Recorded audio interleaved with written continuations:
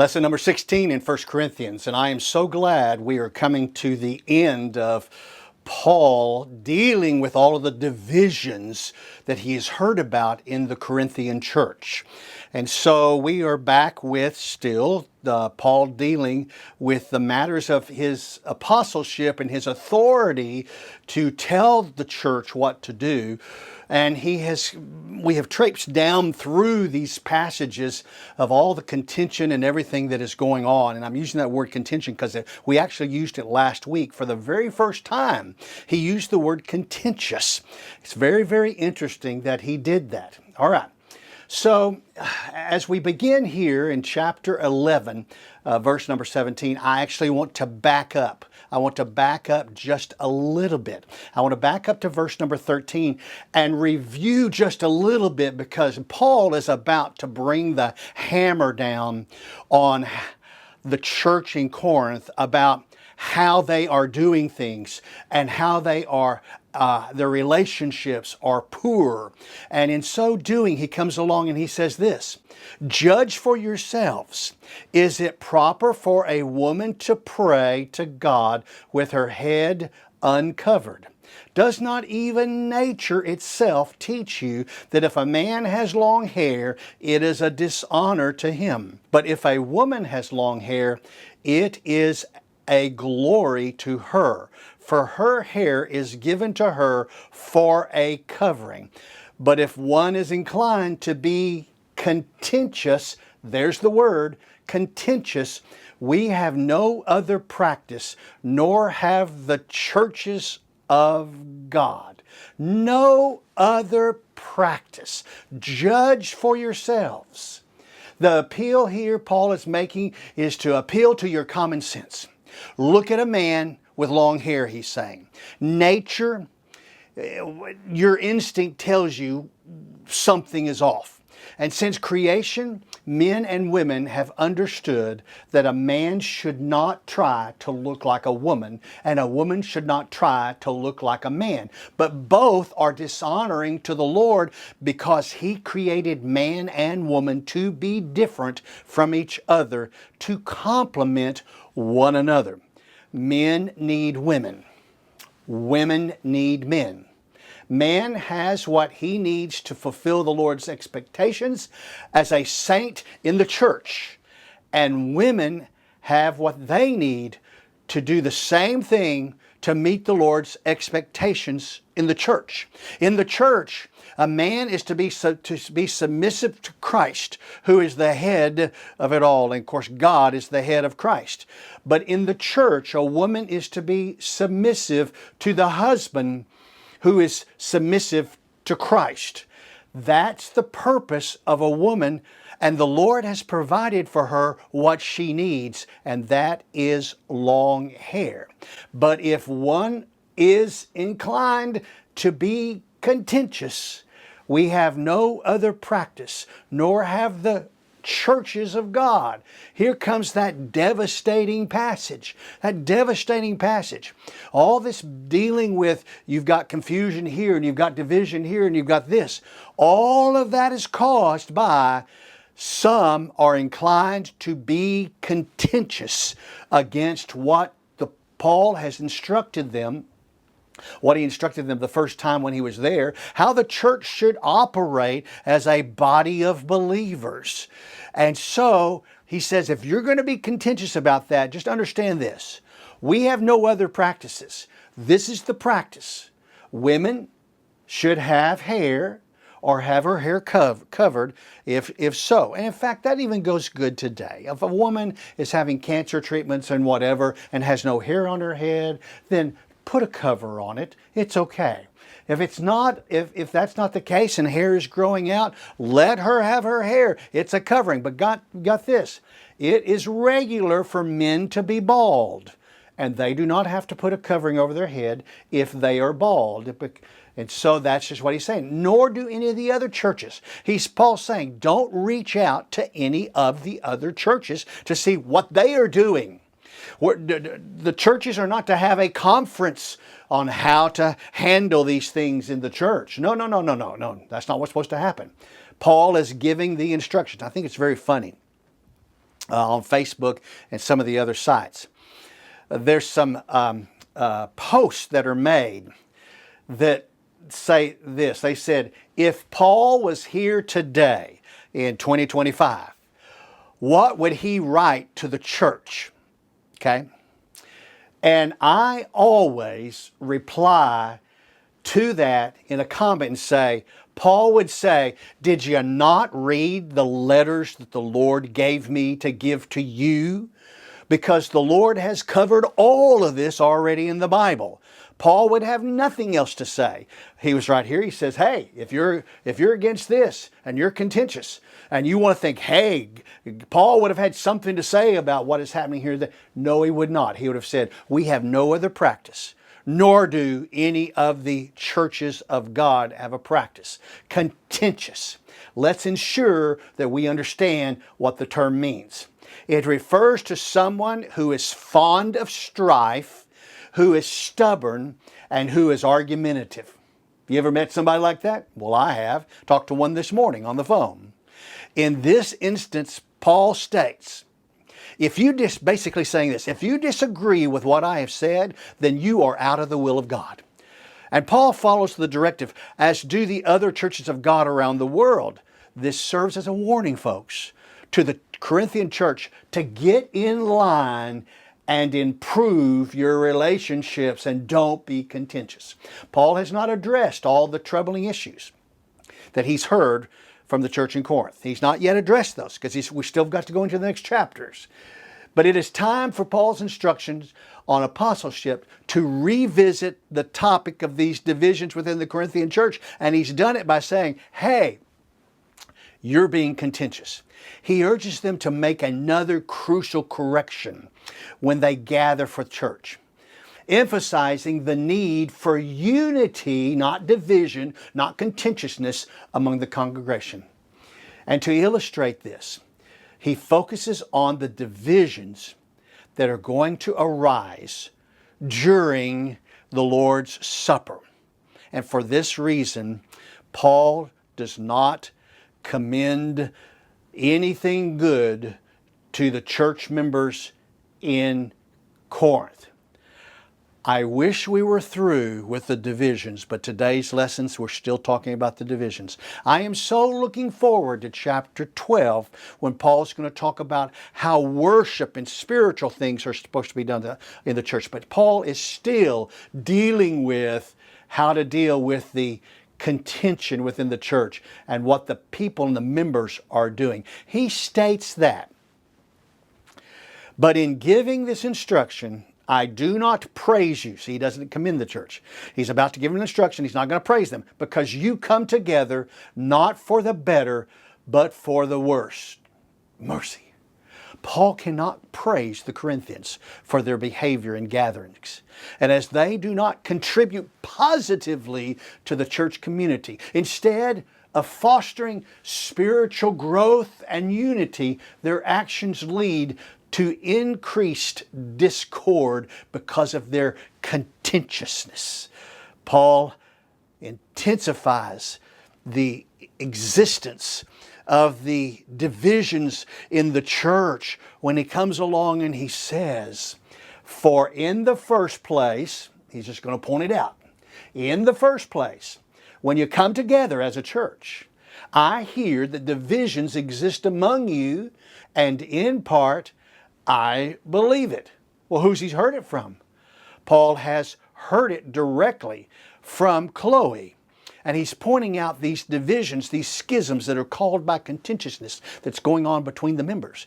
And this may refer to anything social and economic or ideological divides, but these divisions weaken the church's unity and mission by making it challenging to function as the body of Christ. So Paul sees a purpose of factions in the church. And here's what he says. For there must also be factions among you, so that those who are approved may become evident among you. So while Paul disapproves of these divisions, they have revealed who among those in the church of Corinth are genuine saints, faithful, and who are, here's the term, what's the term? Approved. That's right, approved. And although the saints undoubtedly recognized the approved within the church, they still recognize that there are dissensions and disagreements and contentiousness and jealousy and strife among the people. By the way, remember, Paul has already told us back in the beginning of this book about these divisions, that these divisions are happening because of jealousy. And jealousy always leads to strife. It is never strife that leads to jealousy. It's always jealousy that leads to strife. And by the way, that's the way it is in our lives today. That's the way it happens in our relationships today. I can tell you stories upon stories upon stories of people who were jealous of other people in the same jobs, in the same area of life, in the same work environments. They were jealous. And what did they do? They stirred up strife because of the jealousy they have for folks. And let me tell you another little interesting thing. People who are not jealous and who are just going along doing their business, just following the rules, just being what they're supposed to be, following their job description, getting everything done, getting it turned on time, are never lazy, they're not jealous. They are never the ones who are causing strife. It's always the ones who are jealous who cause strife. So focusing on this, Paul reveals the misinterpretation of the Lord's Supper in the church of Corinth when he says, "Therefore, when you meet together, it is not to eat the Lord's Supper. For in your eating, each one takes his own supper first, and one is hungry, and another is drunk." Wow! The Corinthians have morphed the Lord's Supper as a communal meal. Reading between the lines, Paul accuses the members of arriving at the supper hungry and drinking to the point of their drunkenness. Chloe must have told him this. This misunderstanding and misinterpretation of the Lord's Supper prompts Paul to rebuke the Corinth people for neglecting the true meaning that we find in verse number 22. What? Do you not have houses in which to eat and drink? Or do you despise the church of God and shame those who have nothing? What shall I say to you? Shall I praise you in this? I will not praise you. He questions their motivations, and he questions their attitudes towards the church, towards the Lord's Supper ceremony within the church. He expects them to enjoy a regular meal at home. He rebukes their lack of respect for the Lord's Supper at the church, pointing out that their behavior is shameful. Their actions disregard the importance of the love and the unity and the consideration for one another in the church. And because of this, Paul cannot commend the saints of the church there in Corinth. The Lord's Supper should be a time of reflecting on Christ's sacrifice. It is now time for Paul to give instructions for a proper Lord's service. Thankfully, he does this, and so we have it. Paul begins by explaining to the saints the source of the instruction he will provide for eating the Lord's Supper, verse number 23.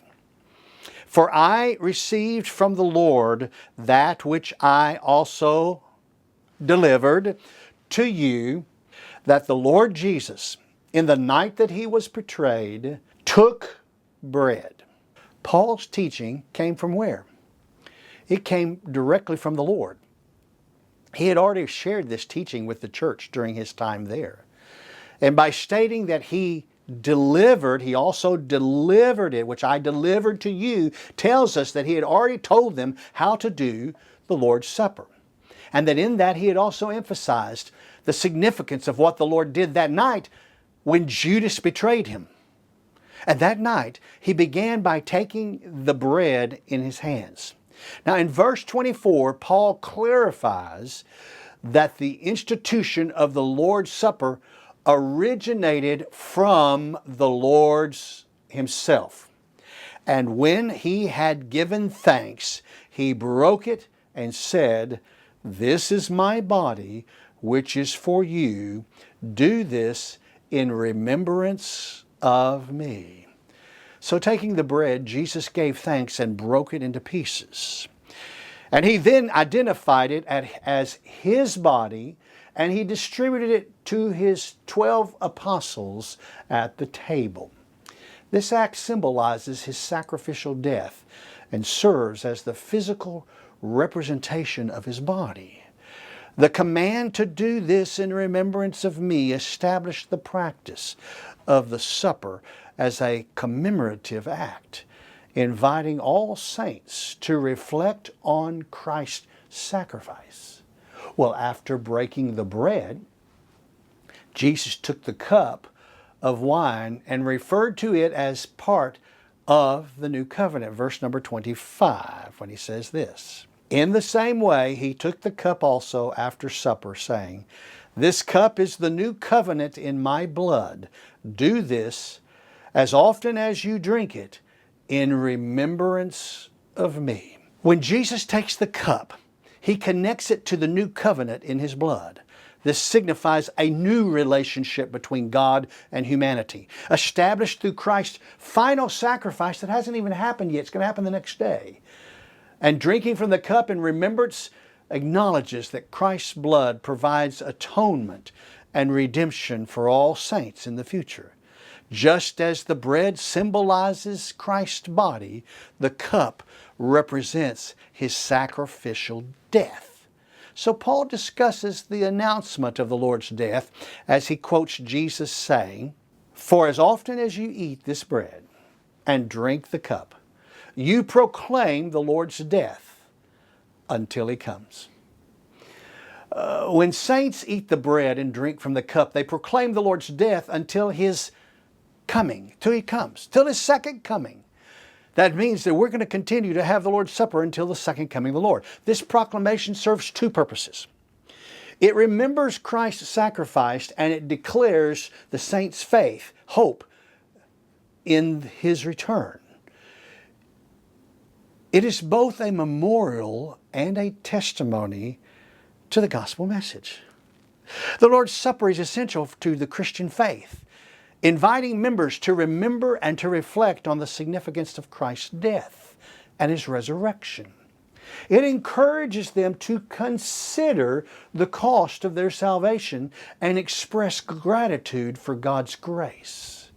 In the church, the Lord's Supper serves not only as a time for individual reflection, but also as a congregational experience that fosters unity among the saints. It emphasizes that all members stand equal at the foot of the cross, transcending any social or economic status within the Constitution. The mention here of the New Covenant links the Old Testament sacrificial system to that of what Christ has done to end that sacrificial system. And of course, the New Covenant is mentioned over in the book of Jeremiah. "Therefore, whoever eats the bread or drinks the cup of the Lord in an unworthy manner," that's right, "shall be guilty of the body and the blood of the Lord." Unworthy manner. What does that mean? How can someone participate in an unworthy manner? Well, Paul's going to address that in verse number 28 with his statement. Paul makes it clear that a saint can take the supper in an unworthy manner. This leads to Paul introducing a concerning thought. Paul states that if you partake the Lord's Supper in an unworthy manner, you are, here it is again, guilty of the body and blood of the Lord. This suggests a violation of the sanctity of the supper, likening it to an offense against Christ Himself. It serves as a warning that believers must approach the supper with care, ensuring they possess the right heart and the right attitude. And so, regarding the Lord's Supper being taken in an unworthy manner, Paul advises the saints to start with a self-examination. Here it comes in verse number 28 when he says, "But a man must examine himself, and in so doing he is to eat of the bread and drink of the cup." Paul's instructing the saints to examine themselves before eating the bread and drinking the cup. It is crucial to ensure that one honors Christ during the supper. Each person must reflect on their faith, their attitude, their relationship with others, and personal sins. The significance of the bread and the cup reflects Christ's sacrifice, highlighting the aspects that can make someone unworthy. Paul says there will be a judgment for improper participation in the Lord's Supper. Did you know that? Yes, in verse number 29. "For he who eats and drinks judgment to himself if he does not judge the body rightly." Paul warns that those who eat and drink without properly examining themselves can bring judgment upon themselves. Judge the body rightly means understanding the importance of having the correct relationship with the Lord before participating in the supper. A right relationship with the Lord begins with self-examination and personal correction of flaws in that relationship. The supper should not merely be a ritual or a tradition. It is a profound act of worship each time it is observed among the saints in the church. It represents the unity of the saints as they remember the love of the Lord in His final sacrifice for our sins.